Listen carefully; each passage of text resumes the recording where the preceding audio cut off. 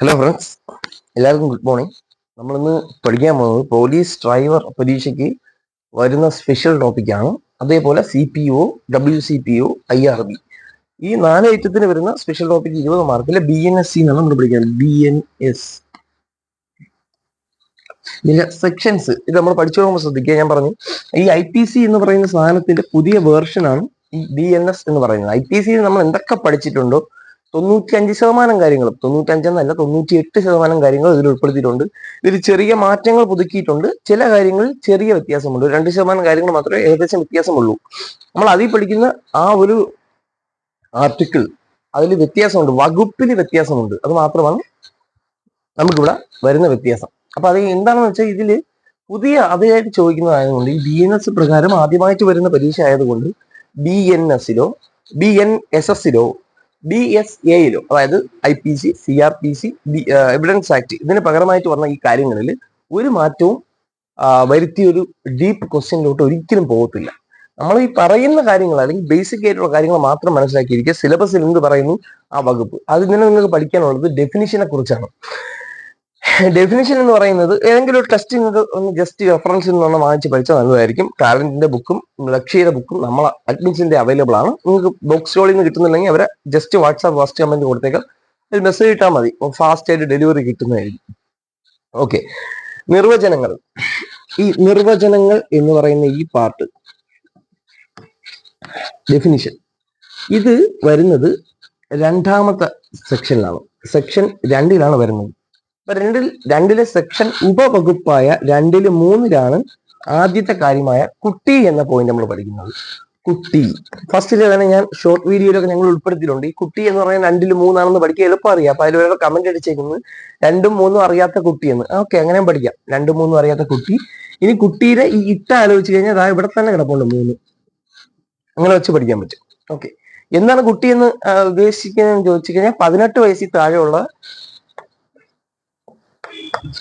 ഒരാളാണ് നമ്മൾ ഇതിൽ കുട്ടിയായിട്ട് നമ്മൾ പറയുന്നത്, അല്ലെ? അപ്പൊ 18 വയസ്സിൽ താഴെയുള്ള എല്ലാവരും കുട്ടികളാണ്. കുട്ടികളായിട്ട് കുട്ടി എന്ന കണക്കിലാണ് BNS-ൽ 2-3 കുട്ടിക്ക് നിർവചനം കൊടുത്തിരിക്കുന്നത്. ഓക്കെ, അടുത്ത 2-4 അടുത്ത പറയുന്നത്. 2-4 ഇത് ഫസ്റ്റ് പഠിക്കേണ്ട സെക്ഷൻ, ഇത് അടുത്ത പഠിക്കേണ്ട സെക്ഷൻ. 2-4 ഇവിടെ പറയുന്നത് കൗണ്ടർ ഫീറ്റ് അതായത് കപട അനുകരണം നടത്തുന്നത്. അതായത് ഒരു കാരണത്തിന്റെ വ്യാജം, ഒരു കാര്യത്തിന്റെ വ്യാജം, നോട്ടിന്റെ വ്യാജം, ഒരു ഫയലിന്റെ വ്യാജം, എന്തെങ്കിലും ഒരു എവിഡൻസ്, ഒരു പ്രൂഫ് ഉള്ള കാര്യത്തിന്റെ വ്യാജപ്പതിപ്പ്. ഒരു എക്സ്പീരിയൻസ് സർട്ടിഫിക്കറ്റ് കള്ളത്തരത്തിൽ ഉണ്ടാക്കത്തില്ലേ? അതേപോലെ 10ലെ സർട്ടിഫിക്കറ്റ്, +2 സർട്ടിഫിക്കറ്റ്, ഡിഗ്രി ക്വാളിഫിക്കേഷൻ, ഇതൊക്കെ കള്ളത്തരത്തിൽ നമ്മൾ ഉണ്ടാക്കത്തില്ലേ? അതേപോലെ വ്യാജമാണ് കൗണ്ടർ ഫീറ്റ് എന്ന് പറയും. സ്പെല്ലിംഗ് ഒന്നും തെറ്റിയില്ലല്ലോ. Counter feet. ഓക്കെ, കപട അനുകരണം നടത്തുക. അപ്പൊ നമ്മൾ പൊതുവേ ഒരു ഫയലാണ് വ്യാജമായിട്ട് കൊണ്ടുവരുന്നത്. വ്യാജം എന്ന് പറഞ്ഞാൽ ഒന്നിന്റെ കോപ്പി, ഇല്ലാത്ത സാധനം നമ്മൾ ഉണ്ടാക്കിയെടുക്കുന്ന ടൈപ്പില്ലേ വ്യാജൻ. അതാണ് ഈ 2-4. ഇപ്പൊ ഒരു ഫയലാണ് നമ്മൾ എപ്പോഴും വ്യാജ കോപ്പി, കപട അനുകരണം നടത്തി കൊണ്ടുവരുന്നത്. നമ്മൾ കള്ളത്തരത്തിൽ കാണിക്കുന്ന ഒരു ഐറ്റം, ഒരു സാധനത്തിന്റെ ഒരു കള്ള കോപ്പി, ഒറിജിനൽ ആണെന്ന് കാണിച്ചു വരുത്തിക്കുന്ന ഒരു കോപ്പി. കിങ് ലിയർ സിനിമയിലൊക്കെ ദിലീപ് കൊണ്ട് ചെയ്യുന്ന പരിപാടി. അപ്പൊ ഫയലാണ് നമ്മൾ ചെയ്യുന്നത്. ഫയലിൽ എത്ര വാക്കുണ്ട്, എത്ര ലെറ്റർ ഉണ്ട്? 1 2 3 4. ഈ 4 ഇന്നലെയും കളക്ട് ചെയ്യുക. ഇങ്ങനെ വേണം ഇത് പഠിച്ചു പോകണ്ട. അപ്പൊ ഇത് പഠിക്കുമ്പോഴത്തേക്ക് ചിലർ കോമഡി ആയിട്ട് തോന്നും. പക്ഷേ ഇങ്ങനെ പഠിച്ചില്ലെങ്കിൽ ഇത് ഒരിക്കലും പഠിച്ചെടുക്കാൻ പറ്റൂല. എത്ര പഠിച്ചാലും നിങ്ങൾ മറന്നു. ഇങ്ങനെയുള്ള നിങ്ങളേതായ കോഡുകൾ ചേർത്ത് പഠിക്കണം. അടുത്തത് 2-8 അടുത്ത പഠിക്കാനുള്ള കേട്ടോ. 2-8 എന്ന് പറഞ്ഞാൽ ഡോക്യുമെന്റ് അല്ലെങ്കിൽ രേഖ എന്ന് പറയും. ഏതെങ്കിലും നമ്മളിവിടെ കള്ള ഫയലിന്റെ കാര്യമാണ് ഇവിടെ പറഞ്ഞത്, അത് വെച്ച് നമ്മൾ കോഡ് പിടിച്ച്. ഇനി ഡോക്യുമെന്റ് അല്ലെങ്കിൽ രേഖ, അതിന് 8-ലും കണക്ട് ചെയ്യും. എങ്ങനെ നമുക്കറിയാം? 2 എന്ന് പറഞ്ഞു കഴിഞ്ഞാൽ നിർവചനത്തിന്റെ സെക്ഷൻസ് ആണ്. അത് 2-8 രേഖ എന്ന് നമ്മൾ കണക്ട് ചെയ്യാൻ പറ്റും. ഞാൻ ഷോർട്ട് വീഡിയോ പറഞ്ഞതാ, രേഖയുടെ ഈ ചിഹ്നം നിങ്ങൾ 8-മായിട്ട് കണക്ട് ചെയ്യാം. എങ്ങനെ കണക്ട് ചെയ്യാം?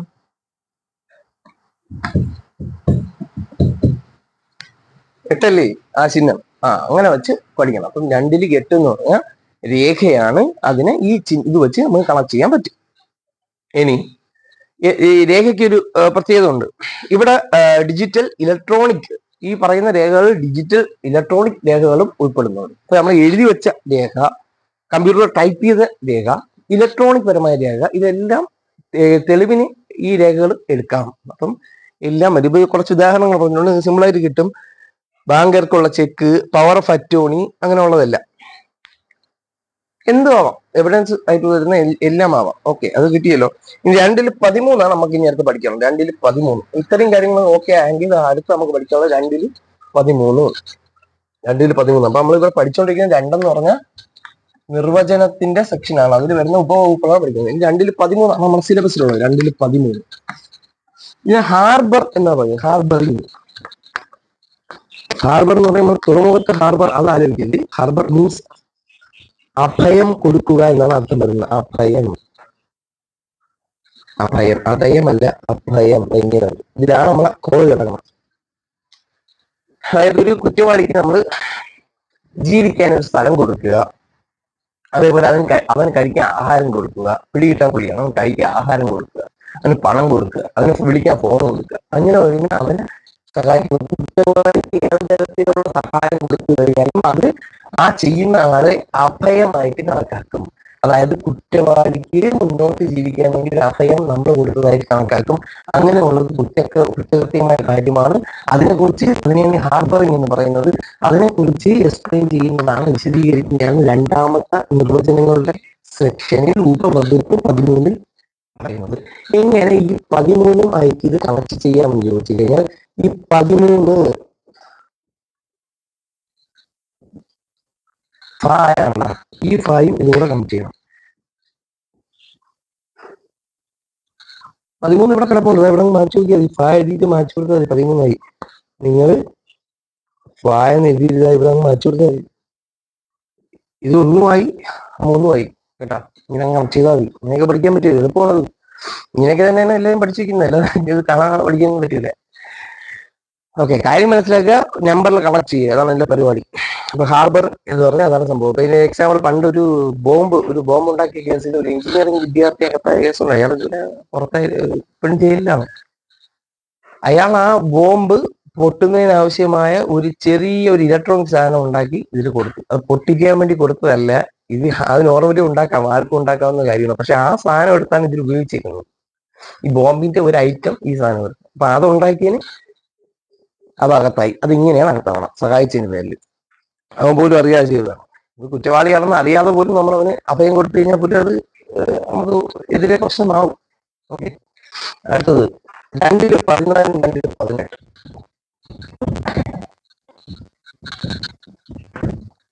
28.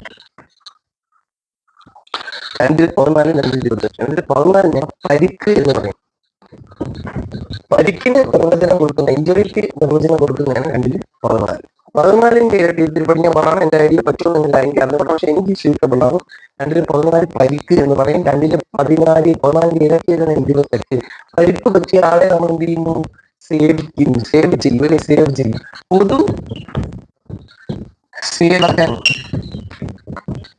പൊതു സേവകനുള്ള നിർവചനമാണ് 28. 14 നമ്മൾ പരിക്ക്, 14 ഇരട്ടി 28. അപ്പൊ പരിക്ക് പറ്റിയാൽ നമ്മൾ സേവ് ചെയ്യും, അല്ലെ? സേവ് ചെയ്യും, രക്ഷിക്കും. അപ്പൊ സേവ് ചെയ്യും, സേവകൻ, പൊതു സേവകനാണ് 28. 2-14 പരിക്കിന് നിർവചനം കൊടുത്തിരിക്കുന്നു. 2-28 പരിക്ക് പറ്റിയാൽ അതിന്റെ ഇരട്ടി. പരിക്ക് ഇരട്ടിയാവുമ്പോ സേവ് ചെയ്യാവുള്ളൂ. 2-14 പരിക്ക്, 2-28 പൊതു സേവകൻ എന്ന പേര്. പൊതുസേവകൻ എന്ന് പറയുകയാണ് ഈ പൊതു വച്ച് വരുന്നത് എല്ലാം ഗവൺമെന്റുമായിട്ട് ബന്ധപ്പെട്ടതാണ്. എക്കണോമിക്സ് പഠിക്കുന്നത് അറിയാം. പൊതുവരുമാനം, ഗവൺമെന്റ് വരുമാനം. പൊതുകടം, ഗവൺമെന്റിന്റെ കടം. പൊതു സ്വത്ത്, ഗവൺമെന്റ് സ്വത്ത്, സർക്കാർ സ്വത്തുകളാണ്. പൊതുസേവകൻ, സർക്കാർ എംപ്ലോയി. കേട്ടാ, എല്ലാ സർക്കാർ എംപ്ലോയീസും ഏർപ്പെടും. ഓക്കെ, ഇനി അടുത്തത് നമുക്ക് പഠിക്കാനുള്ളത് സെക്ഷൻ 3ാമത്തെ സെക്ഷനാണ്. മനസ്സിലായി? 3ാമത്തെ സെക്ഷനാണ്. ഈ ഐഡിയ വഴി ഇത്രയും പഠിക്കുക, വേറെ ഒന്നുമില്ല. കാര്യം മാത്രം അറിഞ്ഞിരുന്നാൽ മതി. ഇനി 3ാമത്തെ സെക്ഷനാണ് അടുത്ത പഠിക്കാൻ പോകുന്നത്. പൊതുവിവരണത്തെ കുറിച്ചാണ്.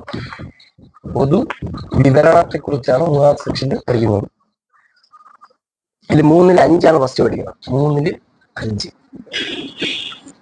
ഓക്കെ, അപ്പൊ ആ സെക്ഷൻ ഒന്ന് എഴുതാം. ഇത് നല്ലൊരു സെക്ഷനാണ്, പുതിയ സെക്ഷനാണ്. ഈ 3-5, 3 പറഞ്ഞു കഴിഞ്ഞാൽ പൊതുവിവരണം നൽകുന്ന കാര്യമാണ്. 3-5 വരുന്നതെന്ന് വെച്ചാൽ ഇതിപ്പോ എന്താണ് 5, ഈ 5 വിരലുകളും ആരെ ബാധിക്കുന്നതാണ്? എന്നെ ബാധിക്കുന്നതാണ്. ഈ കൈയുടെയാണ് ഈ 5 വിരലുകൾ. ഇതൊന്ന് ഓർത്ത് വെച്ചു. കാര്യം ഞാൻ പറഞ്ഞുതരാം.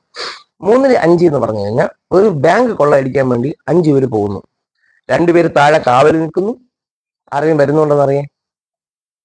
കയറുന്ന ഒരാള് സെക്യൂരിറ്റിയെ തലക്കടിച്ച് ആക്രമിച്ചിട്ട് കയറുന്നു. 2 പേര് പൈസ കൊള്ളയടിച്ചിട്ട് പോകുന്നു. 2 പേർക്കാണ് ഇതില് പൈസ കൊള്ളയടിച്ചുകൊണ്ട് പോയിരുന്നത്. പക്ഷെ ഈ 5 പേരും ബാങ്ക് കൊള്ളയടിച്ച് ഒരാളെ തലക്കടിച്ച് ബാങ്ക് കവർന്നു പൈസ കൊണ്ട് പോയി എന്നുള്ളതിൽ 5 പേരും ഉത്തരവാദികളായിരിക്കും.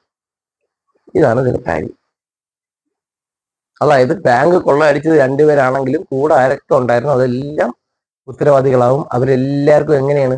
അവര് ഓരോരുത്തരും, അതായത് ഈ 5 പേരിൽ യവനും ബാങ്ക് കൊള്ളയടിച്ച് തലക്കടിച്ച് പരിക്കുണ്ടാക്കി, യവനും ചെയ്ത് എല്ലാവർക്കും തനിപ്പിടിയായിട്ട് കയറും. മനസ്സിലായ? ഈ കൈ ഇവിടെ വെച്ച് സ്തംഭിച്ച് പോയി കഴിഞ്ഞാൽ ഈ വിരലൊന്നും അണക്കാൻ പറ്റില്ല. അതേപോലെ മനസ്സിലായ കാര്യം? മനസ്സിലായ? കൂട്ടുത്തരവാദിത്വത്തോടു കൂടി ഒരു കാര്യം ചെയ്താൽ അതെല്ലാം സിംഗിൾ ആയിട്ട് പരിഗണിക്കും. സിംഗിൾ ആയിട്ട് ഓരോരുത്തർ ചെയ്തതായിട്ട് പരിഗണിക്കും. അതാണ് 3-5 വിവരണം നൽകുന്നത്. കത്തി എന്ന് പ്രതീക്ഷിക്കുന്നു. 4, ശിക്ഷതരം. വിവിധ തരം ശിക്ഷകളുണ്ട്. ഏതൊക്കെയാണെന്ന് ഞാൻ പറഞ്ഞുതരാം. BNS കീഴിലുള്ള മെയിൻ ആയിട്ടുള്ള ശിക്ഷകൾ: 1, മരണശിക്ഷ, തൂക്കുകയറ്. അടുത്ത ജീവപര്യന്തം. ജീവപര്യന്തം എന്ന് പറഞ്ഞാൽ എന്താണ്?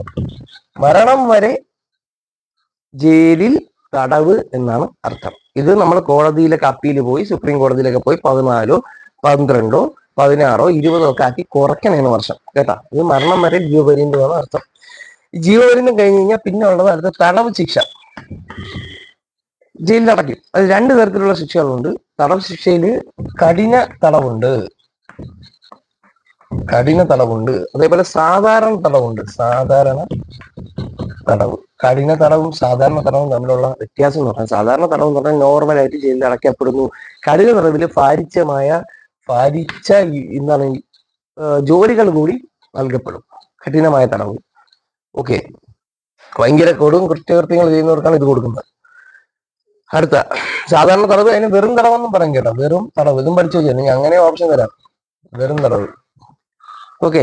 ഇനി വസ്തു കണ്ടുകെട്ടൽ. എന്ന് പറഞ്ഞാൽ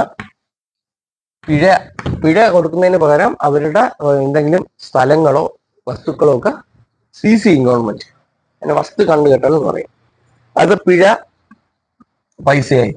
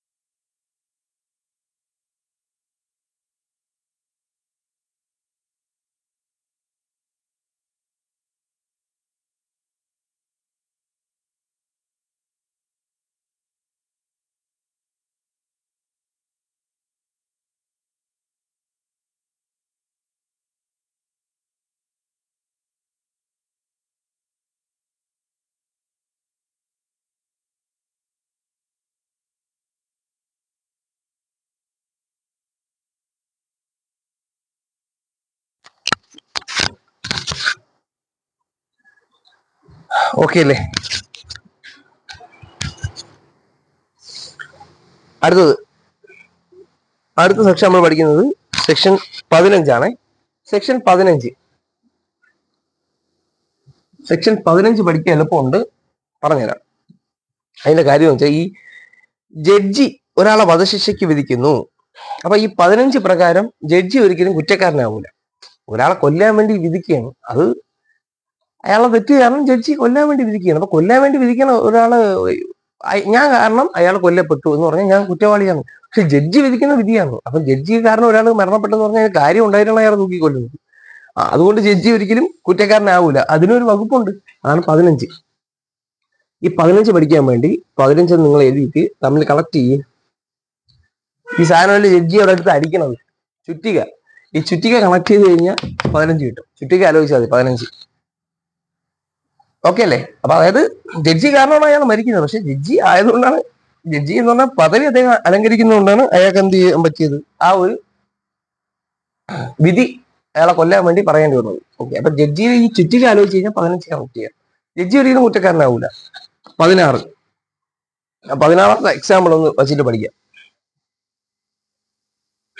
കോടതി ഉത്തരവ് പ്രകാരം, ജഡ്ജിയുടെ ഉത്തരവ് പ്രകാരം ഒരാളെ അറസ്റ്റ് ചെയ്യണം. ഞാൻ കാരണമാണ് അയാൾ അകത്ത് തടവിലായി പോയത്. കോടതി ഉത്തരവ് ഇട്ടുകൊണ്ടാണ് നമ്മൾ പോയി അറസ്റ്റ് ചെയ്യുന്നത്. അപ്പൊ അതുകൊണ്ട് നമ്മൾ കുറ്റക്കാരനാവും ഇല്ല. അപ്പൊ അതാണ് 16 പറയുന്നത്. 16 പറയുന്നത് വെച്ചാൽ കോടതി ഒഫീഷ്യലായിട്ട് ഉള്ള ഉത്തരവ് പ്രകാരം നമ്മൾ ഒരാളെ അറസ്റ്റ് ചെയ്യുന്നു. അപ്പൊ അറസ്റ്റ് ചെയ്യണ അതുകൊണ്ട് അയാൾ തടവിലായി. അപ്പൊ തടവിലാകാൻ കാരണക്കാരനായി ഞാൻ ഒരിക്കലും അകത്താവൂല. അതേപോലെ 15 എന്ന് പറഞ്ഞാൽ ഒരു ജഡ്ജി തടവ് ശിക്ഷയ്ക്ക് വിധിക്കുന്ന ആളെ കൊല്ലുക തന്നെ ചെയ്യും. അപ്പൊ എന്ന് വെച്ചാൽ ജഡ്ജിയെ പിടിച്ച് അകത്തിടാൻ പറ്റൂല. ജഡ്ജി ആ പദവി പ്രകാരം ചെയ്തതാണ്. ജഡ്ജിയുടെ ആ ഒരു ചുറ്റിക ആലോചിച്ച് കഴിഞ്ഞാൽ ആലോചിക്കാൻ പറ്റും. 15ഉം 16ഉം എന്ന് പറയുന്നത് ജുഡീഷ്യൽ ആക്ടിനെ കുറിച്ച് പറയുന്നു. Judicial act, judicial act. Okay, 15, 16 കിട്ടിയല്ല. ഇനി നമുക്ക് അടുത്ത പഠിക്കാനുള്ളത് 18 സെക്ഷൻ 18. അത് ആക്സിഡന്റ്, അപകടത്തെ കുറിച്ചാണ് പറയുന്നത്. സെക്ഷൻ 18 പറയുന്നതിന്റെ നമുക്ക് ആ എക്സാമ്പിൾ വെച്ച് പഠിക്കാം. ഈ 18ാമത്തെ സെക്ഷനിൽ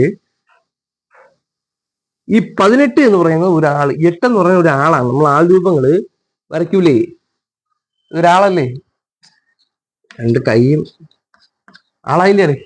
അപ്പൊ ഈ 18ൽ 8 ആളായിട്ട് എടുക്കുക. ഈ ഒന്ന് നമ്മൾ സാധാരണ എഴുതുന്നത് എങ്ങനെയാണ്? ഇങ്ങനെ എഴുതുന്നത്, ഇങ്ങനെ ആലോചിക്കുന്നത്.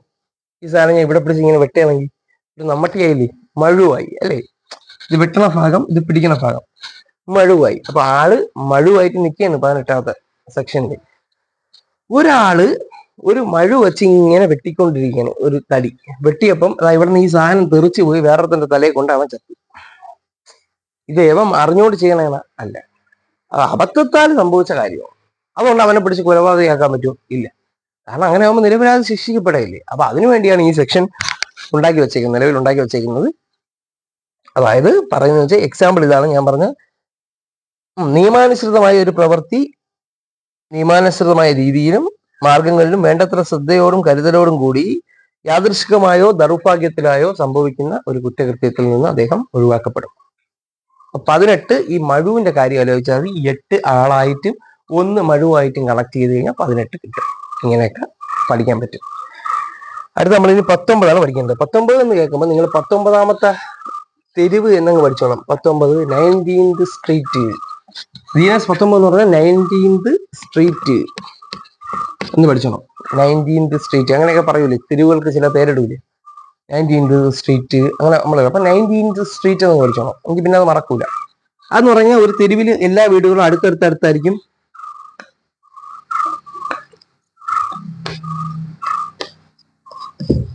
ഇങ്ങനെ കിടക്കായിരിക്കും. ഇതിന് തീ പിടിച്ച് ഇതിലോട്ട് പടർന്നു. അപ്പൊ ഈ നടുക്കത്തെ വീട് അങ്ങ് പൊളിച്ചിട്ട് കഴിഞ്ഞാൽ പിന്നെ തീ ഇങ്ങോട്ട് പോകൂല. അപ്പൊ ഇങ്ങോട്ട് ഒരു 1000കണക്കിന് വീടുകളുണ്ട്. ഇവിടെ ഒരു 2-3 വീടിന് തീ പിടിച്ച് ആ സമയത്ത് അതിൽ നിന്നും 1000കണക്കിന് ആൾക്കാരെ രക്ഷിക്കാൻ വേണ്ടിയിട്ട് ഈ വീട് പൊളിച്ചു നീക്കുന്നു.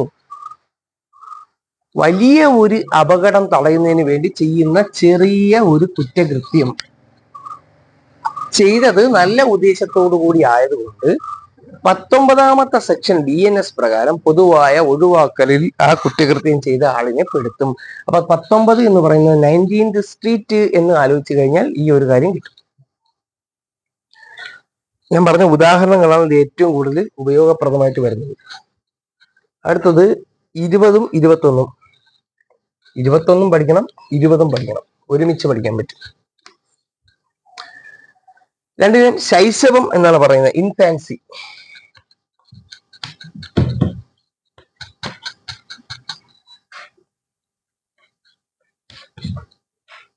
അല്ല, 21 വയസ്സെന്ന് പറഞ്ഞാൽ പയ്യന്മാരെ കല്യാണ പ്രായമാണ്.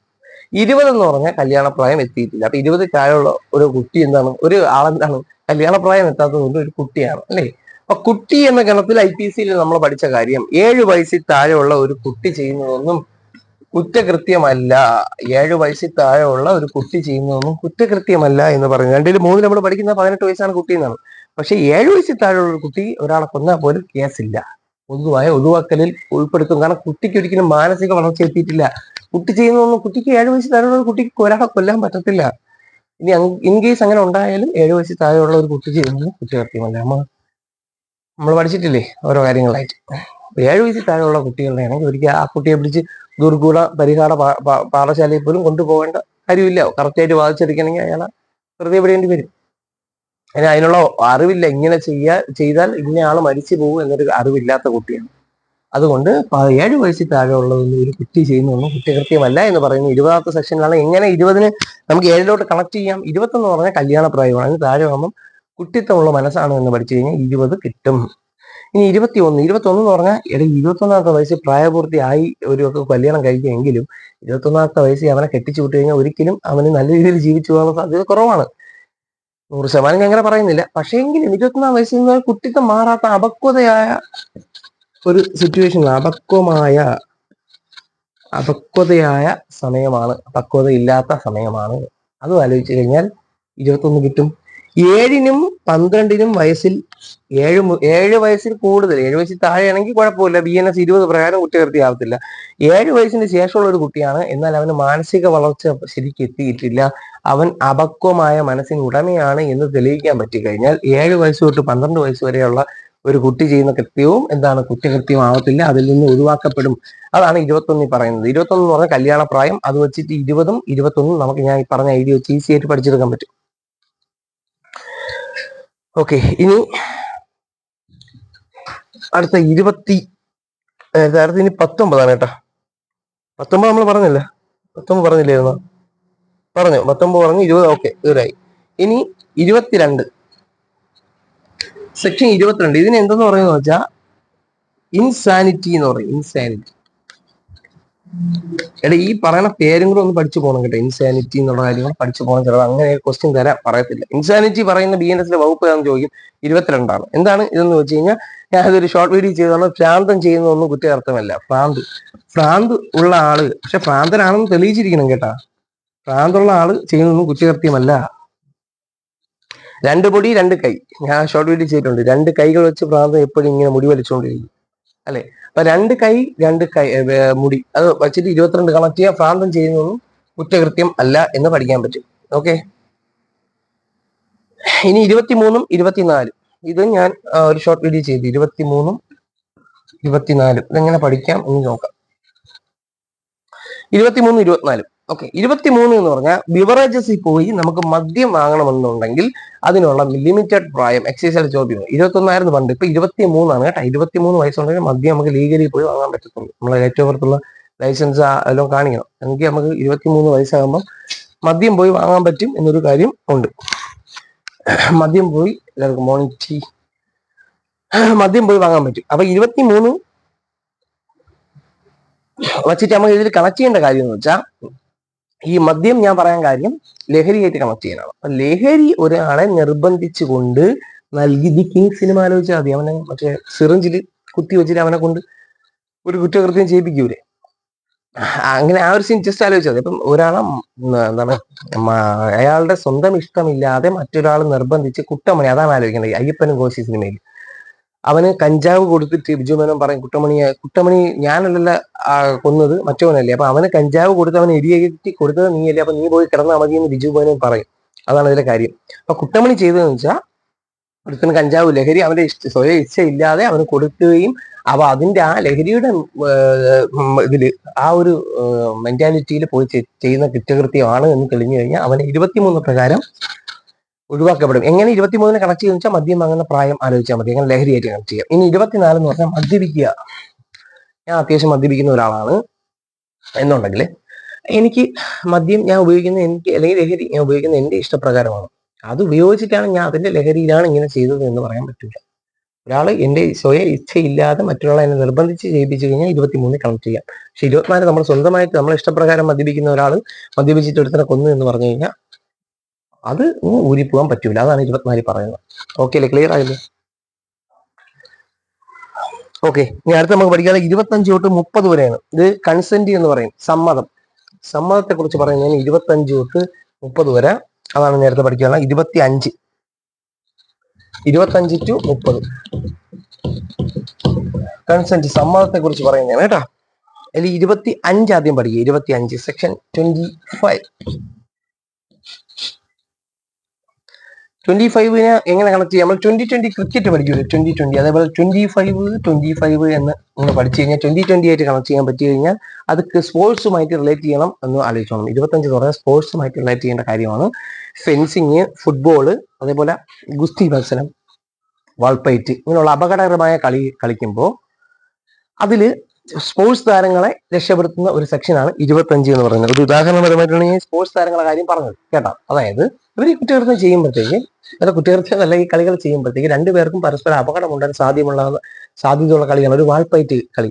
അപ്പൊ രണ്ടുപേരും അതിൽ സമ്മതിച്ചു വയ്ക്കും. ഇത് കാരണം മുൻകൂട്ടി അപകടം ഉണ്ടാവുമെന്ന കാര്യം മുന്നിൽ കണ്ട ഇത് മറ്റേ ഗെയിം കളിക്കാൻ പറയൂലേ, ഇതിൽ സാമ്പത്തിക ഇടപാടുകൾ നിങ്ങൾക്ക് ഇതുണ്ടാവാം എന്ന് പറഞ്ഞ് നിങ്ങൾ മുൻകൂട്ടി സമ്മതിക്കണം എന്ന് പറഞ്ഞൊക്കെയാണ് കളി തുടങ്ങുന്നത്. അപ്പൊ അതേപോലെ ഇതിലൂടെ നിങ്ങൾക്ക് അപകടം ഉണ്ടാവും എന്ന് രണ്ടുപേരും എഴുതി ഒപ്പിട്ട ഒരു ധാരണ, ലൈസൻസിങ് ഉണ്ട്, കരാറുണ്ട്. ക്രിക്കറ്റിൽ നമ്മൾ എറിയുന്ന ബോൾ, ബുംറ എറിയുന്ന ബോൾ സ്റ്റീവ് സ്മിത്തിന്റെ തലക്കേറിക്കൊണ്ട് അയാൾ മരിച്ചുപോയി. ബുംറ എന്തിനു ചെയ്യും?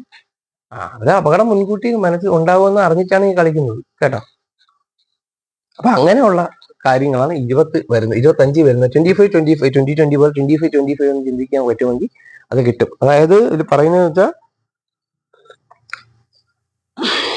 മരണം സംഭവിക്കുകയോ കഠിനമായ ദേഹോപദ്രവം ഏൽപ്പിക്കുകയോ ചെയ്യണമെന്ന് ഉദ്ദേശമില്ലാതെ, എന്നാൽ അങ്ങനെ സംഭവിക്കാൻ ഇടയുണ്ടെന്ന് അറിഞ്ഞുകൊണ്ട് ചെയ്യുന്ന ഒരു കൃത്യം ഒരിക്കലും കുറ്റകൃത്യമാവില്ല. അതായത് ഇങ്ങനെ കളിച്ച് ക്രിക്കറ്റ് കളിയിലോ അല്ലെങ്കിൽ സ്പോർട്സ് കളികളിലൊക്കെ അപകടം ഉണ്ടായേക്കാം എന്ന മുൻധാരണയോടുകൂടി തന്നെ കളിക്കുന്നത്, അങ്ങനെ അപകടം ഉണ്ടായി ആർക്കെങ്കിലും പറ്റിക്കഴിഞ്ഞാൽ അത് അയാളെ കുറ്റകൃത്യമല്ല. ഈ ഒരു 5-6 കൊല്ലല്ലേ ആവുള്ളൂ ഒരു ഓസ്ട്രേലിയയിലെ പുതിയൊരു കളിക്കാരന്റെ നെഞ്ചത്ത് ബോൾ കൊണ്ടുപോകാൻ മരണപ്പെടുകയുണ്ടായി. അതിൽ എറിഞ്ഞ ആൾ ഒരിക്കലും കുറ്റകൃത്യമല്ല. പക്ഷെ അതിൽ തെളിയിച്ചിരിക്കണം, അതായത് മുൻ വൈരാഗ്യമൊന്നും ഇല്ലാന്ന് തെളിയിച്ചിരിക്കണം. ഈ 25 പ്രകാരം കുറ്റകൃത്യമാവൂല. 26 കിടക്കാം. അപ്പൊ ഇതിലൊരു ടേം ഉണ്ട് കേട്ടോ, അത് പഠിക്കണം. 25 ടേം ഉണ്ട്, അത് പഠിക്കണം. ഓളൻജി, ഐ തിങ്ക് ഇത് ഫ്രഞ്ച് പദമാണ്. ഓളൻജി നോൺ ഫിറ്റ് ഇഞ്ചൂറിയ. ഇത് 25 ബന്ധപ്പെട്ട്, ഇത് ഏതുമായി ബന്ധപ്പെട്ട സെക്ഷൻ എന്ന് വെച്ചാൽ 25 ബന്ധപ്പെട്ടാണ് ഇത് ചോദിക്കാൻ സാധ്യതയുള്ളതാണ് കേട്ടോ. ഈ ഫാക്ടുകൾ നമ്മൾ അങ്ങനെ എടുത്ത് കളയില്ലേ. അത് ഒരാൾ എന്റെ ആ കമന്റിൽ ഞങ്ങൾ അഡ്മിന്റെ അടുത്ത് ചോദിച്ചതായിട്ട് ഞാൻ അറിഞ്ഞു. 25 എന്ന് പറയുന്നത് അതിൽ അഡീഷണൽ ഉൾപ്പെടുത്തിയ പോയിന്റിൽ അത് പഠിക്കണം. 26 ഡോക്ടറുമായിട്ട്, ഒരു സർജനുമായിട്ട് ബന്ധപ്പെടുത്താവുന്ന ഒരു കാര്യമാണ് 26. എങ്ങനെ? ഡോക്ടറിന്റെ കഴുത്തി തൂക്കിയിട്ട് അങ്ങനെ സാധനം അറിയില്ല, സ്റ്റെതസ്കോപ്പ്.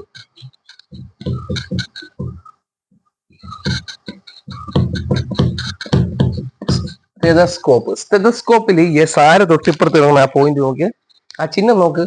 അതൊന്ന് തിരിച്ചെഴുതായി ഈ സാധനം. ഇത് 6 അപ്പൊ 26 കിട്ടൂലേ? ഒരു രോഗിക്ക് ഒരു മേജർ ഓപ്പറേഷൻ വേണമെന്ന് പറയുകയും രോഗിയുടെ സമ്മതത്തോടുകൂടി ആ ഓപ്പറേഷൻ ചെയ്യുകയും അതിലൂടെ രോഗി മരണപ്പെടുകയും ചെയ്തു കഴിഞ്ഞാൽ ഒരിക്കലും ഡോക്ടർ കുറ്റക്കാരനാവില്ല. നല്ല ഉദ്ദേശത്തോടുകൂടി ഒരാളുടെ സമ്മതത്തോടുകൂടി അയാൾക്ക് നല്ലത് വരണം എന്ന രീതിയിൽ ചെയ്യുന്ന കാര്യം, ഡോക്ടറുടെ കാര്യം, സ്റ്റെതസ്കോപ്പ്, ഈ ചിഹ്നം 6, അതിൽ അയാൾക്ക് അപകടം സംഭവിച്ചു കഴിഞ്ഞാൽ അയാളെ സമ്മതത്തോടു കൂടിയാണ് ചെയ്യുന്നതെങ്കിൽ അത് തെറ്റല്ല. 26 കണക്ട് ചെയ്യാൻ പറ്റിയല്ല. ഇനി 27 ഈ സെയിം കാര്യം തന്നെ 27, 26 അനുബന്ധിച്ച് വരുന്നതുകൊണ്ട് അതിന് വേറെ കോഡ് ഞാൻ കൊടുക്കുന്നില്ല. 27 എന്ന് പറഞ്ഞാൽ ഈ സെയിം കാര്യം പറയുമെങ്കിൽ അടുത്ത സെക്ഷൻ നമുക്ക് കിട്ടും. ഒരു കുട്ടിയോ ചിത്തഭ്രമം ബാധിച്ച ആളോ ആണെങ്കിൽ അയാൾക്ക് ഒരു ഗാർഡിയൻ ഉണ്ടാവും. ഈ ഗാർഡിയന്റെ സമ്മതപ്രകാരം രക്ഷകർത്താവിന്റെ സമ്മതപ്രകാരം ചെയ്യുന്ന ഒരു ഓപ്പറേഷനിൽ അവർക്ക് രണ്ട് കുട്ടിക്കോ ചിത്തഭ്രമം ബാധിച്ച ആൾക്കോ അപകടം സംഭവിച്ചാൽ ഡോക്ടർ ഉത്തരവാദിയല്ല. അത് 27 പറയുന്നത്. ഇനി 28 എന്ന് പറഞ്ഞാൽ 8ന്റെ പണി ഇന്ന് പഠിച്ചോണം കേട്ടോ. 28 8 ആലോചിക്കണം. 8ന്റെ പണിയാണ് ഇന്ന് പഠിച്ചോണം. അതാണ് അതിന്റെ കോഡ്. 8ന്റെ പണി. ഒരു വ്യക്തി നൽകുന്ന സമ്മതം നിയമത്തിലെ ഒരു വകുപ്പ് പ്രകാരവും ഉദ്ദേശിച്ച തരത്തിലുള്ള സമ്മതമല്ലാതാകുന്ന സാഹചര്യങ്ങളെ കുറിച്ച് എന്ത് ചെയ്യുന്നു പറയുന്നു. അതായത് ഒന്നുകൂടെ പറയാം. 28 8ന്റെ പണിയാണ്. അതായത് ഞാൻ പറഞ്ഞുതരാം. ചിത്തഭ്രമത്താലോ മദ്യലഹരിയിലോ താൻ സമ്മതം നൽകുന്നത് എന്തിനാണെന്നോ അതിന്റെ അനന്തരഫലം എന്താണെന്നോ മനസ്സിലാക്കാൻ കഴിയാത്ത ഒരു വ്യക്തി നൽകുന്ന സമ്മതത്തെയാണ് 28 എന്ന് പറയുന്നത്. സമ്മതം അവിടെ കൊടുക്കാൻ പറ്റില്ല. അതിന്റെ വേണമെങ്കിൽ ഷോർട്ട് വീഡിയോ ഒന്നും കണ്ടോ, ഞാൻ ലിങ്ക് ഇട്ടേക്കാം. സമ്മതം അവിടെ കൊടുക്കുന്നത് നമ്മളെ ഇച്ഛാശക്തിയിലല്ല. അതിന് 8ന്റെ പണിയായ സമ്മതം എന്ന് പറയുന്നത്. ഒരു വ്യക്തി നൽകുന്ന സമ്മതം ഈ നിയമത്തിലെ ഒരു വകുപ്പ് പ്രകാരവും ഉദ്ദേശിച്ച തരത്തിലുള്ള സമ്മതമല്ലാതാകുന്ന സാഹചര്യങ്ങൾ. ഇതിൽ സമ്മതം നൽകിയിട്ടുണ്ട്, പക്ഷെ ആ സമ്മതം എന്താണ് നിയമപ്രകാരം ഒരു സമ്മതമായിട്ട് മാറൂല. അതാണ് ആ സമ്മതം കേട്ടോണ്ട് നമ്മൾ ചെയ്ത് കഴിഞ്ഞാൽ പണി കിട്ടും. 8ന്റെ പണിയാണ് 28. ഓക്കെ, കിട്ടിയില്ലേ? ഇനി 29.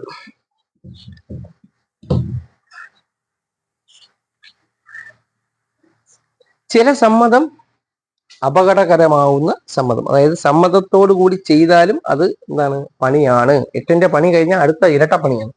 29 എന്ന് പറഞ്ഞാൽ 3 മാസത്തിന് ശേഷമുള്ള ഒരു ഗർഭം അലസപ്പിക്കൽ കുറ്റകൃത്യമാണ്. കാരണം 3 മാസം കഴിഞ്ഞു കഴിഞ്ഞാൽ ആ പ്രായമാകുമ്പോഴത്തേക്ക് കൊച്ചിന് വയറ്റിൽ കിടക്കുന്ന കുട്ടിക്ക് അവയവങ്ങൾ ഉണ്ടായി തുടങ്ങും. അപ്പോൾ അതൊരു ജീവനായി മാറുകയാണ്. എന്ത് കാരണം കൊണ്ടായാലും ഇത്ര നാൾക്ക് ശേഷം പിന്നെ ഗർഭം അലസപ്പിക്കാൻ പറ്റൂല. അങ്ങനെ ഉണ്ട്. 20 മാസം കറക്റ്റ് 20 ആഴ്ചയാണ്. അത് 24 ആഴ്ചയായിട്ട് ഉയർത്തിയിട്ടുണ്ട് കേട്ടോ. 20 ആഴ്ചയായിരുന്നു, അതിപ്പോ 24 ആഴ്ചയായിട്ട് നിലവിൽ കണ്ടെത്തൽ പ്രകാരം ഉയർത്തിയിട്ടുണ്ട്. 24 ആഴ്ച, അതായത് 3 മാസത്തിന് ശേഷം ഒരിക്കലും ഒരു ഗർഭം അലസിപ്പിക്കാൻ പാടില്ല. അങ്ങനെ അലസിപ്പിച്ചിട്ടുണ്ട് എന്നുണ്ടെങ്കിൽ അത് നിയമപ്രകാരം കേസാണ്. രക്ഷകർത്താവിന്റെയും ഗർഭിണിയുടെയോ പിതാവിന്റെയോ മാതാവിന്റെയോ ഭർത്താവിന്റെയോ ഒക്കെ സമ്മതപ്രകാരം ഉണ്ടെങ്കിലും 29 പ്രകാരം ചെയ്യുന്ന ആ സമ്മതം ഒരിക്കലും സമ്മതത്തോടെ ചെയ്തു എന്ന് പറഞ്ഞ് ഒഴിവാക്കപ്പെടത്തില്ല. അത് കേസാണ് എന്നൊരു കാര്യം മനസ്സിലാക്കിയിരിക്കുക. ഇനി അടുത്ത നമുക്ക് പഠിക്കാനുള്ളത് 29 കഴിഞ്ഞാൽ ഇനി പഠിക്കാനുള്ളത് 30 കൺസെന്റിന്റെ സമ്മതത്തിന്റെ അവസാനത്തെ പോയിന്റ്. നമ്മൾ ഇത്രയും നേരം പറഞ്ഞ സമ്മതത്തോടു കൂടിയുള്ള കാര്യമാണ്. സമ്മതത്തിൽ തന്നെ സമ്മതമില്ലാതെ ചെയ്യുന്ന നല്ല കൃത്യം, അതാണ് 30 പറയുന്നത്. ഒരാളുടെ സമ്മതം ചോദിക്കാൻ പറഞ്ഞ അവസരം ഇല്ലാത്ത സിറ്റുവേഷൻസ് ഉണ്ടേ. അപ്പൊ അവിടെ നമ്മൾ നല്ല കാര്യത്തിന് വേണ്ടി ചെയ്യുന്നതാണെങ്കിൽ നമ്മൾ കുറ്റക്കാരനാവത്തില്ല. ഇപ്പൊ എക്സാമ്പിൾ, ഒരു വീടിന് തീ പിടിച്ച് വീടിന്റെ മുകളിൽ നിലവിളിക്കുന്നുണ്ട് ആൾ രക്ഷപ്പെടാൻ വേണ്ടിയിട്ട്. അവിടെ ആരുടെ ചോദിക്കാനുള്ള സമയമില്ല, അല്ലെങ്കിൽ ചോദിക്കാൻ ആരുമില്ല പരിചയമുള്ളത്. ഞാൻ ഒറ്റയ്ക്ക് കാണണം, അയ്യോ അവനെ രക്ഷിക്കണം, അയ്യോ ഫോം വിളിച്ചിട്ട് അല്ലെങ്കിൽ ഞാൻ ഇങ്ങനെ ചെയ്യട്ടാ എന്ന് സമ്മതം ചോദിക്കാൻ അവസരം വരില്ല. അപ്പം സമ്മതം ചോദിക്കാതെ ഒരു നല്ല ഉദ്ദേശത്തോടു കൂടി ചെയ്യുന്ന കൃത്യം, അതിൽ ആ ചെയ്യുന്ന കൃത്യത്തിൽ എന്തെങ്കിലും അപകടം. ഞാൻ രക്ഷിക്കാൻ പോയി, പക്ഷെ എനിക്ക് രക്ഷിക്കാൻ അതിൽ തീ പിടിച്ച് മരണപ്പെട്ടു, ഞാൻ മാത്രമേ രക്ഷപ്പെട്ടുള്ളൂ. അപ്പൊ ഞാൻ രക്ഷിക്കാൻ പോയപ്പോഴാണ് സംഭവിച്ചത്. അതുകൊണ്ട് ആ സമയത്ത് ഉണ്ടാകുന്ന കുറ്റകൃത്യം എന്തെങ്കിലും തെറ്റുകൾ ഉണ്ടായി കഴിഞ്ഞാൽ അത് അയാളെ കുറ്റക്കാരനാകാൻ പറ്റൂല. അയാൾ സമ്മതം ചോദിച്ചില്ലേ എന്ന് ചോദിച്ചു കഴിഞ്ഞാൽ 30 പ്രകാരം സമ്മതം ചോദിക്കുന്ന സിറ്റുവേഷൻ അല്ല. ഓക്കെ, അതാണ് 30 പറയുന്നത്. സമ്മതം കൂടാതെ ചെയ്യുന്നതാണ് 30 പറയുന്നത്. ഇനി 31, 32. 31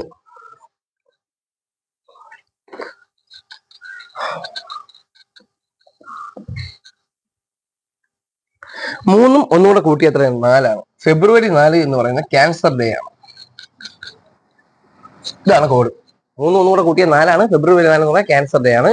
ഒരു നല്ല കാര്യം നല്ല ഉദ്ദേശത്തോടു കൂടി ഒരാളൂടെ പറയുന്നത്, കമ്മ്യൂണിക്കേറ്റ് ചെയ്യുമ്പം അതുമൂലം അയാൾക്ക് ഒരു അപകടം ഉണ്ടായി കഴിഞ്ഞാൽ ആ അപകടം ഉണ്ടാകാൻ കാരണമായ ആള് ഒരിക്കലും കുറ്റക്കാരനാവില്ല. 3ഉം ഒന്നും കൂടെ ചേർത്താൽ 4 വരും. ഫെബ്രുവരി 4 ക്യാൻസർ ഡേ. ഒരു ഡോക്ടർ ഒരു രോഗിയോട് പറയണം ക്യാൻസർ ആണ്. അത് കേട്ട് പെട്ടെന്ന് അയാൾ മരണപ്പെട്ടു പോയി കഴിഞ്ഞാൽ ഡോക്ടർ കുറ്റക്കാരനല്ല. ഓക്കെ, സതുദ്ദേശത്തോടു കൂടി കമ്മ്യൂണിക്കേറ്റ് ചെയ്യുന്ന ഒരു കാര്യം വഴി മറ്റൊരാൾക്ക് അപകടം ഉണ്ടായാൽ പറയുന്ന ആൾ കുറ്റക്കാരനാവില്ല. അത് 31. 32 സെക്ഷൻ 32 അടുത്ത മരണഭീഷണി. മരണഭീഷണി വഴി കൊണ്ട് ചെയ്യുന്ന കുറ്റകൃത്യമാണ്. ചോക്ക് പോലെ നമുക്ക് എല്ലാത്തിലൊന്നും കോഡ് കയറ്റാൻ പറ്റൂല കേട്ടോ. എല്ലാത്തിനും കോഡ് കയറ്റി പിന്നെ കോഡ് മാത്രമാവും. കോഡ് പഠിക്കാൻ പറ്റും വേറെ തുണ്ട് വയ്ക്കേണ്ടി വരും. അതുകൊണ്ടാണ് എല്ലാത്തിനും ഞാൻ കോഡ് കേട്ടത്. 32 ചിലത് ഇങ്ങനെ ഞാൻ പറഞ്ഞില്ലേ, ഇപ്പൊ 26 പഠിച്ച് അടുത്ത് 27 പഠിക്കാം, അടുത്ത് 28 പഠിക്കാം, അങ്ങനെ പോകണം. അപ്പൊ നമുക്ക് 28 പെട്ടെന്ന് വെച്ചാൽ അറിഞ്ഞൂടെ, പക്ഷെ 26 അറിയാം. അപ്പൊ 26 ഇതാണ്, 27 ഇതാണ്, 28 ഇതാണ്, അങ്ങനെ പഠിക്കാൻ പറ്റും. അങ്ങനെയും കൂടെ പഠിച്ചു പോകണം. 32 മരണഭീഷണിക്കാൻ ഒരാൾ ചെയ്യുന്നു, ഒരാളെ നിർബന്ധിച്ച് ചെയ്യിപ്പിക്കുന്ന ഒരു അവസ്ഥ. അതായത് എന്നെ ഇപ്പം കുറച്ച് ഗുണ്ടകൾ കയറി പിടിച്ചടക്കി വെച്ചേക്കാണ്, എന്നെ കൊല്ലും, ഞാൻ കൊല്ലാതിരിക്കണമെങ്കിൽ നീ അവന്റെ 50,000 തട്ടിപ്പറിക്കാൻ പറയും. തട്ടിപ്പറിച്ച് അവന്മാരെ കൊടുത്ത് അവന്മാരെ കൊണ്ടുപോയി. ലാസ്റ്റ് തട്ടിപ്പറിച്ച് ക്യാമറ നോക്കിയപ്പോൾ ഞാനാണ് ചെയ്തത്. തുപ്പാക്കി സിനിമയിൽ ഈ സീനുണ്ട്. വിജയുടെ തുപ്പാക്കി സിനിമയിലെ ക്ലൈമാക്സിൽ അവൻ ഓരോ മറ്റവനെ അവന്റെ കൂട്ടാളികളെ കൊല്ലുമെന്ന ഭയത്താൽ അവൻ പല വണ്ടികൾ ഓടിച്ചുകൊണ്ട് പോയി കപ്പലിൽ ചെന്ന് കയറുന്ന ഒരു സീനുണ്ട്. അതിന് മുമ്പ് ആ വണ്ടികളിലെല്ലാം ആയുധ കോപ്പുകൾ ഉണ്ടായിരുന്നു. അപ്പം അവൻ സ്ലീപ്പർ സെൽസിന്റെ ടീമിലെ ആളാണെന്ന് പറഞ്ഞ് ലാസ്റ്റ് അങ്ങനെ അപായപ്പെടുത്തുമെന്ന് പറയുന്ന ഒരു സീനുണ്ട്. അതേപോലെ ഒരു സീനാണ്. ജസ്റ്റ് സിറ്റുവേഷൻ ഒന്ന് മനസ്സിലാക്കാൻ വേണ്ടി പറഞ്ഞാണ്. ഭയങ്കര കിടില പടമാണ് തുപ്പാക്കി, ഭയങ്കര ഇഷ്ടമാണ്. 32 പറയുന്നത് വെച്ചാൽ മരണ ഭീഷണി നൽകിക്കൊണ്ട് ഒരാളെ കൊണ്ട് കുറ്റകൃത്യം ചെയ്യിപ്പിച്ചു കഴിഞ്ഞാൽ അയാളുടെ അതിന്റെ ഇന്റൻസ് കാരണം എന്താണ്, യവന്മാരെ മരണ ഭീഷണി കാരണമാണ് ആ കുറ്റകൃത്യം ചെയ്യുന്നത്. അതുകൊണ്ട് ആ കേസിൽ യവനെ ഒഴിവാക്കപ്പെടും. പക്ഷെ അത് അങ്ങനെയൊക്കെ തെളിഞ്ഞിരിക്കണം കേട്ടോ. അതാണ് 32 പറയുന്നത്. ഇനി 33 എന്ന് പറഞ്ഞു കഴിഞ്ഞാൽ ഞാനത് നമ്മളെ ചാനലിൽ ഇട്ടിട്ടുണ്ട്. തിലകം പറയുന്നതാണ്. ഉവ്വ എന്ന് പറയൂലേ, പുളുത്തു നടക്കൂല എന്ന് പറയൂലേ, അതാണ് സിറ്റുവേഷൻ. അതായത് 2 കണക്ക് 3 33 അതെന്ന് പറഞ്ഞാൽ സ്ലൈറ്റ് ഹാം എന്ന് പറയും. അതായത് നേരിയ ദോഷം വരുത്തുന്ന കാര്യങ്ങൾ, നിയമപ്രകാരം പറയപ്പെടുന്ന നേരിയ ദോഷം വരുത്തുന്ന കാര്യങ്ങളൊന്നും നമ്മളെ കുറ്റകൃത്യമാക്കൂല കേട്ടോ. 33 സ്ലൈറ്റ് ഹാം എന്ന് പറയും. അവിടെ ഒരു ടേം ഉണ്ടെന്ന് പഠിച്ചിരിക്കുക. ഡീമിനിമൈസ്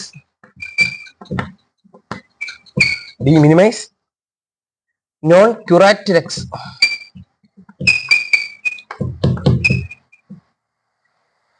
ഈ നിയമം നിസ്സാര കാര്യങ്ങൾ കൈകാര്യം ചെയ്യുന്നില്ല എന്ന് പറയുന്നതാണ് ഈ ഒരു സെക്ഷൻ കേട്ടോ. അപ്പൊ ഈ ഒരു പദം ഇതുമായിട്ട് 33 ബന്ധപ്പെട്ടാണ്. ഒരു ചതവോ പോറലോ പോലുള്ള ചെറിയ പരുക്കുകൾ നിയമത്തിന് മുമ്പിൽ കുറ്റകൃത്യമല്ല. ഒരു പ്രവൃത്തി സാധാരണ ബുദ്ധിയും വിവേകവുമുള്ള ഒരു വ്യക്തിയാൽ പരാതിപ്പെടാത്ത വിധം നിസ്സാരമാകുമ്പോൾ ഈ വകുപ്പ് ബാധകമാവുകയുള്ളൂ. അപ്പൊ ഒരു നിസ്സാരമായ കാര്യങ്ങൾ വരുമ്പോൾ എന്ന് വെച്ചാൽ ഒരാളെ ഇടിച്ചെന്ന് പറഞ്ഞ കേസില്ലെന്നല്ല, നിസ്സാരപ്രദമായ കാര്യങ്ങളാണെങ്കിൽ അതിന് പിന്നെ കേസെടുക്കാൻ പോകില്ല. അങ്ങനെ നിസ്സാരപരമായ കാര്യങ്ങൾ എന്ന് പറഞ്ഞൊരു ക്വസ്റ്റ്യൻ വന്നു കഴിഞ്ഞാൽ 33 സെക്ഷൻ അതിന് പറയുന്ന ഫോറിൻ ടേമാണ് ഡീമിനിമൈസ് നോൺ ക്യൂറാറ്റിലെക്സ്. ഓക്കെ, ഇനി അടുത്ത് നമുക്ക് പഠിക്കാനുള്ള പ്രൈവറ്റ് ഡിഫൻസ് ആണ്, സ്വകാര്യ പ്രതിരോധം. ഇത് അടുത്ത ഒരു ക്ലാസ്സിൽ സെക്ഷൻ നമ്മൾ ചെയ്യാം. പഠിച്ചു വെച്ചിരിക്കാം. 34 തൊട്ട് 44 വരെ ഉള്ള പാർട്ടാണ് ഈ സ്വകാര്യ പ്രതിരോധം എന്ന് പറയുന്നത്. നമ്മളിപ്പോ പറഞ്ഞ കാര്യങ്ങൾ ഓർമ്മയുണ്ടല്ലോ. 14 തൊട്ട് 44 വരെ 3-ാമത്തെ അധ്യായത്തിൽ പഠിക്കുന്നതാണ് പൊതുവായ ഒഴിവാക്കലുകൾ. അതിൽ വരുന്ന അവസാനത്തെ സെക്ഷനാണ് ഈ 34 to 44 സ്വകാര്യ പ്രതിരോധം, പ്രൈവറ്റ് ഡിഫൻസ്. പുതിയ ഒരു സെക്ഷനാണ്, ആഡ് ചെയ്ത സാധനമാണ്. അടുത്ത ക്ലാസ് പഠിക്കാൻ ഇത്തിരി നോക്ക്. ക്ലാസ്സിനെ കുറിച്ചുള്ള വിലയേറിയ അഭിപ്രായങ്ങൾ ഞങ്ങൾ പ്രതീക്ഷിക്കുന്നു. ബുക്ക് നിങ്ങൾക്ക് വേണമെങ്കിൽ താഴത്തെ നമ്പറിൽ കോൺടാക്ട് ചെയ്താൽ മതി, വാട്സാപ്പ് ചെയ്താൽ മതി.